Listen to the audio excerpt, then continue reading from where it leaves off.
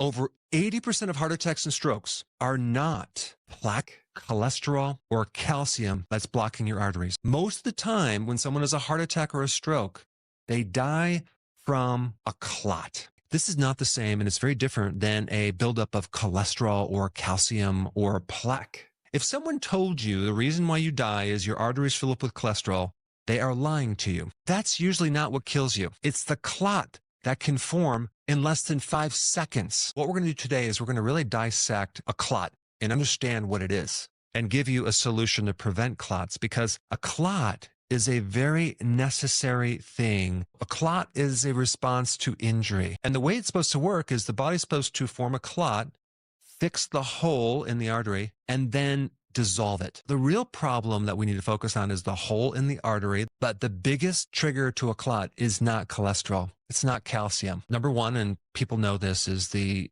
inhalation of smoke from cigarette smoke. Now your arteries are exposed to all these chemicals, and it's going to create inflammation. Also, pollution or being around any type of chemicals in the environment can do that as well. A solution is not to do vaping, okay? You need to just stop smoking. Alcohol is another one. You're drinking alcohol. It's considered a poison to the liver. It gets into the bloodstream, and that also can create problems in the inside of the arteries. Believe it or not, birth control pills or hormone replacement therapy is another thing that can actually affect the arteries because of the hormonal interaction, increasing the risk of a stroke and heart attacks. Then you have stress. And this is an interesting one because there's something called the broken heart syndrome, where someone has a loss of a loved one and their risk of having a heart attack goes up by 2,000%, which, by the way, triggers the clotting action. Anything that increases stress can increase the clotting action. But also surgery.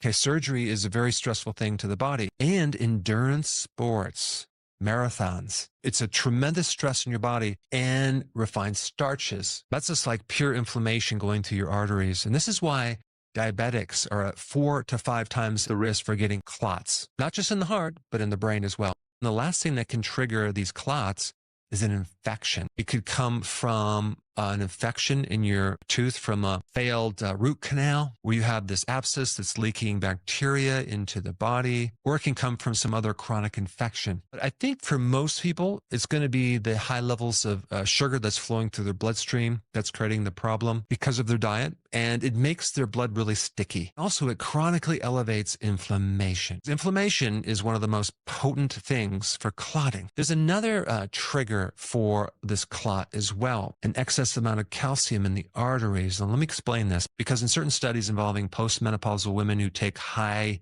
amounts of calcium for their bones, they have an increased risk of getting this clot, because calcium is involved in over 15 different clotting factors. I'm talking about excess calcium. Excess calcium is just not good for the heart. It can cause excessive calcification in the soft tissues, especially in the arteries. As the antidote, and the thing that kind of counters this clotting, there's 2 things that are very, very important to know. Number one is vitamin K2. The purpose of vitamin K2 is to keep the calcium from building up in the soft tissue. K2 is all about keeping the calcium out of the arteries. And guess where vitamin K2 comes from? Dairy, butter. It comes from fatty foods. The exact things that they tell you to avoid because of the cholesterol. You should always take vitamin D with vitamin K2, simply because vitamin D is super important as an anti-inflammatory in the inside of the arteries, and it works together with vitamin K2. Magnesium is another very important calcium regulator, and it prevents calcium from going inside the tissues. Magnesium helps prevent arrhythmias, especially atrial fibrillation, which, by the way, causes an arrhythmic problem in the heart that can cause pooling of the blood that can increase your risk of getting a clot. What turns down clotting? The big one is something called nitric oxide. Here are some things that can increase nitric oxide.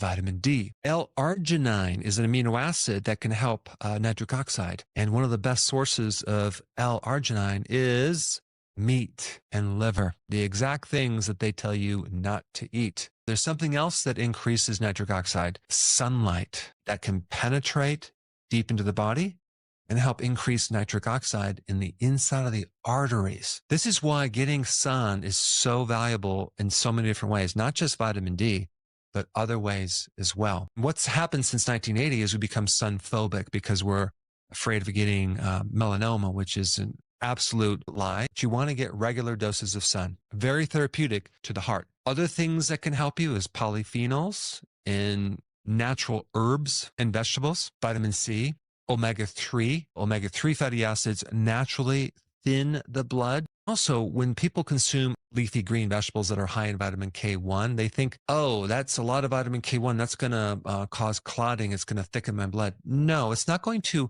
create thickening more than normal. It's just going to bring you to a normal level. It's not going to create excessive amount of clotting. Fasting is another potent way to help reduce the risk of clotting. Fasting is also anti-inflammatory. Ketones, getting on the ketogenic diet, a low-carb diet, is also anti-inflammatory to your arteries. Regular exercise, and I'm not talking about like high stressful exercise where you're doing marathons, but regular good exercise with good recovery is extremely important in preventing this clotting. Garlic and onion, super important in preventing clotting. As far as supplements go, there's 3 that are really powerful. Nattokinase is a natural enzyme that helps prevent clotting. You also have another enzyme called serrapeptase. That's an extract from silkworms. And then bromelain from pineapple. When you take those enzymes to help reduce clotting, and I'm not even recommending you take them unless you have a clotting problem, but they're a great natural source that's not endorsed by Big Pharma because they're competitive. You want to take those on an empty stomach so it can actually work on the factors in your blood that's maybe too excessive. Now you know the basics of what really is behind most heart attacks and strokes. Follow the advice. I hope you took notes and implement the data that I showed you in this video. Thanks for watching, and I will see you in the next video. Hey, before you leave, I just wanted to give you a little quick history on some of the books that I wrote. This was one of the first books. It's called Dr. Berg Body Shapes. It was my attempt at writing about body types. What was very interesting about this book is I actually did all the images myself. Don't ask me why. They look actually not quite as professional as some of the images that I have in the new book. But anyway, this is my first attempt right here called Dr. Berg's Body Shape Diets. And then I wrote a book more extensive called The 7 Principles of Fat Burning. I don't even have a copy anymore, actually, because it's outdated. The next book, I put about 1,000 hours into this one right here called The New Body Type Guide. Major updates on the body types. I put a lot of energy into this. It has professional images, graphics, all sorts of things. Now, the problem with this book is it doesn't really describe what this is really about. Body types are only a small portion of what's in this book. And that's why I changed the name to the Healthy Keto Plan, okay? If you happen to have this book, you don't really need this book because there's some only very, very minor updates. But if you don't have this, you need to get this one right here. This book goes into every single detail that you would ever want to know about. It goes into the 7 principles of fat burning. It goes into hormones, the body types, the basic keto plan. It goes into intermittent fasting. I talk about the 10 fat burning triggers and blockers and fat burning strategies with a lot of details in every single chapter. I go into body issues that interfere with losing weight.